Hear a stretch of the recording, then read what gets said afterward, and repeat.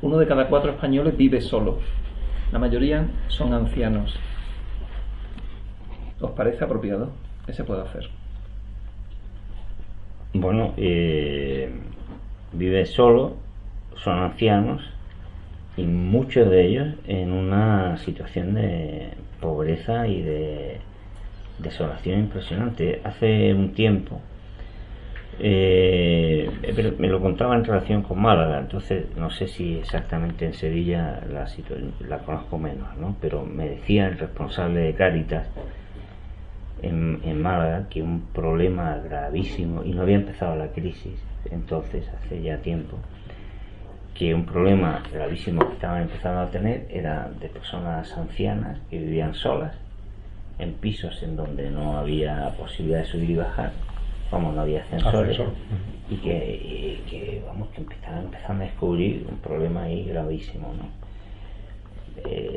Es que ese es uno de los grandes olvidos y de las grandes lagunas de nuestra sociedad, que es el cuidado. Porque el cuidado a las personas que están solas, que necesitan atención, es una de las manifestaciones más primarias de la humanidad. Hasta los animales, muchos animales se cuidan, ¿no? Y precisamente porque el cuidado es, sobre todo, expresión de vida, expresión de humanidad, no puede mercantilizarse. Porque en el momento en que se mercantiliza, desnaturaliza la vida y desnaturaliza el cuidado. Y eso es uno de los problemas que nuestra sociedad se empeña en no afrontar, porque afrontarlo significa enfrentarse a las lógicas que están gobernando nuestra sociedad. Lo ha intentado resolver por la vía del mercado, y es evidente que por la vía del mercado lo que sucede es que una parte importantísima de la sociedad y de los grupos sociales afectados pues se queda sin atención. Lo ha intentado por la vía del trabajo no remunerado, pero por la vía del trabajo no remunerado lo que se genera es una intensificación brutal del trabajo de las mujeres, o un empobrecimiento del trabajo de las mujeres cuando durante un poco de tiempo la solución que se encuentra es decir, bueno, pues si cuida a su suegra, si cuida a su madre, si cuida a tal, se le paga un poquito. Es que eso tiene que afrontarse de otra manera, y la única manera que tenemos de enfrentar eso desde una lógica de lo humano, de la lógica de la vida, es que los tiempos de trabajo se tienen que gobernar con una lógica de vida, no con una lógica de mercancía. Y así de sencillo. O sea, hay recursos de sobra para que la sociedad, trabajando mucho menos, cubramos nuestras necesidades. Y la sociedad debe garantizar el recurso asociado al trabajo, no en función de la lógica de la mercancía, no en función de que alguien gane dinero cuando tú trabajas, sino en función de la satisfacción de nuestras necesidades. Ese es el horizonte.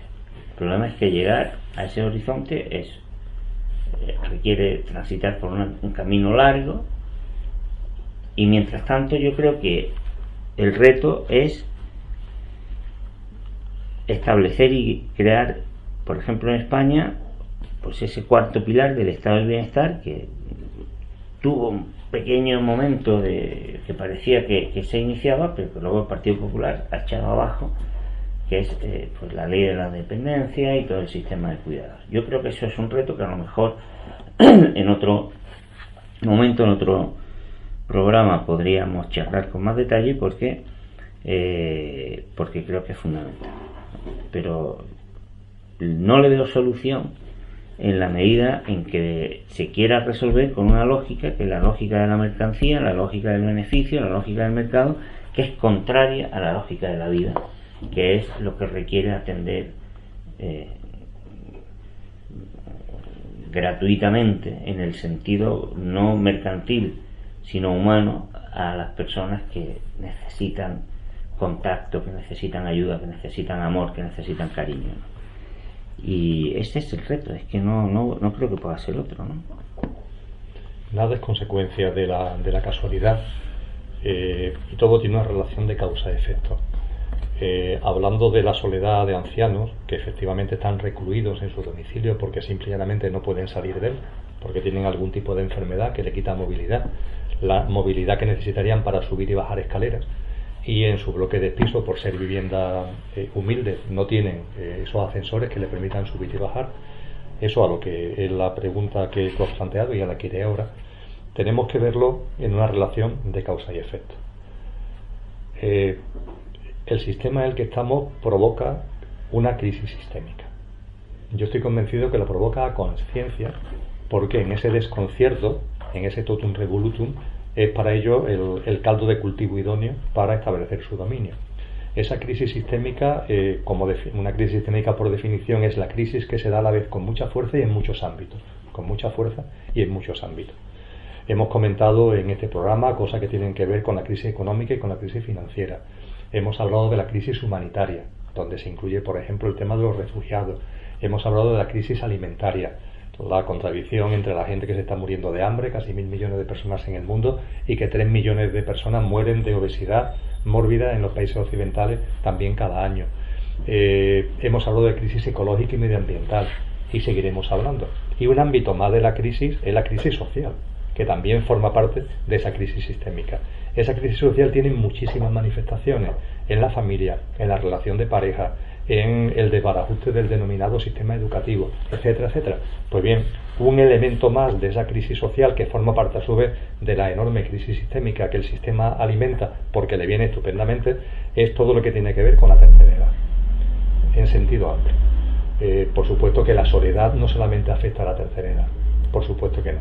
Cada día hay más jóvenes solos, entendiendo por solo no el hecho de que tú vivas solo, que vivir solo es simplemente una opción de vida que no tiene por qué conllevar aislamiento. El problema es cuando conlleva aislamiento. El problema de la soledad es cuando es una soledad no querida, sino impuesta por las circunstancias, por la vida, por lo que sea, una soledad impuesta, y una soledad que te aísla y que te hace a ti vivir aislado y sentirte aislado aunque estés en plena calle. Y aunque estés rodeado de gente, estás solo, porque sientes que no tienes posibilidad de comunicarte realmente con nadie, ni de compartir realmente con nadie.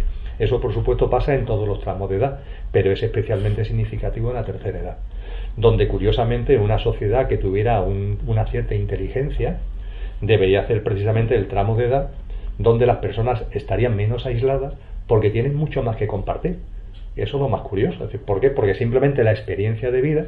Y eso cuando tienes 18 años te puede parecer raro, cuando vas teniendo ya 38 va adquiriendo lógica, y cuando tienes desde luego 50 y 60 te das cuenta de que lo que de verdad en la vida te va dando sabiduría es la experiencia.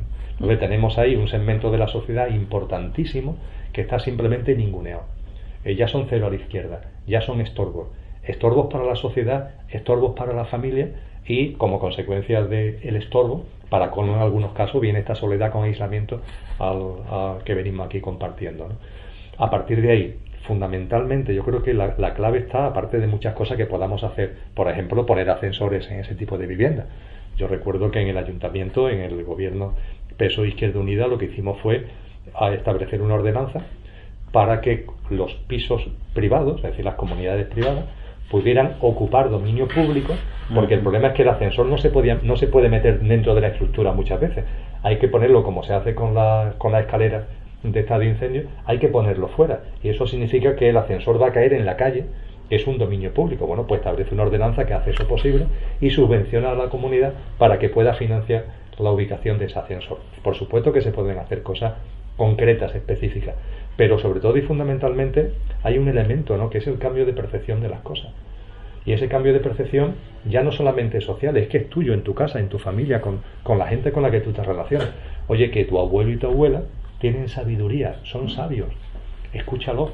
O incluso que tu padre y que tu madre, dependiendo de la edad, escúchalo, ¿no? Pero es que todo lo que, desde el punto de vista social, todos los mensajes, todo es precisamente lo contrario, ¿no? Cero a la izquierda. Sí. Y además estamos viendo cómo ese cero a la izquierda cada vez se produce antes. Es decir, la esperanza de vida, entre comillas, por lo menos en el ámbito occidental, cada vez es mayor. Eso dicen que origina un problema económico, etcétera, etcétera, pero es curioso que la esperanza de vida cada vez es mayor, pero sin embargo el momento en el que socialmente te conviertes en un cero a la izquierda cada vez se produce antes. Con lo que nos encontramos con un gap cada vez mayor de gente en un tramo de edad donde ya socialmente no cuentan contigo, cuando curiosamente es cuando más podías aportar a la sociedad. Entonces este cambio de chip es clave. Yo, hablando de soledad, yo quiero recordar las palabras no son vacías, tienen un significado muy fuerte, y soledad para mí es la edad del sol. Muy importante, la edad del sol. Y una frase que llevo diciendo hace muchísimos años: para mí una sociedad más avanzada es la que atiende prioritariamente a sus seres más desfavorecidos. Le hace niños, le hace ancianos, le hace personas con discapacidad del tipo que sea, ¿no? Es una sociedad avanzada. Entonces, si vemos lo que está pasando, vamos para atrás en vez de avanzar, cada vez somos. Y el desperdicio de esa energía, de esa experiencia que tienen todas esas personas, ¿no? En las tribus se nombra no al más guapo, no al que sale más en la tele, se nombra de dirigente al más sabio, que suele ser el anciano, ¿no? Y toda esa experiencia se está tirando por la borda. Tomemos conciencia.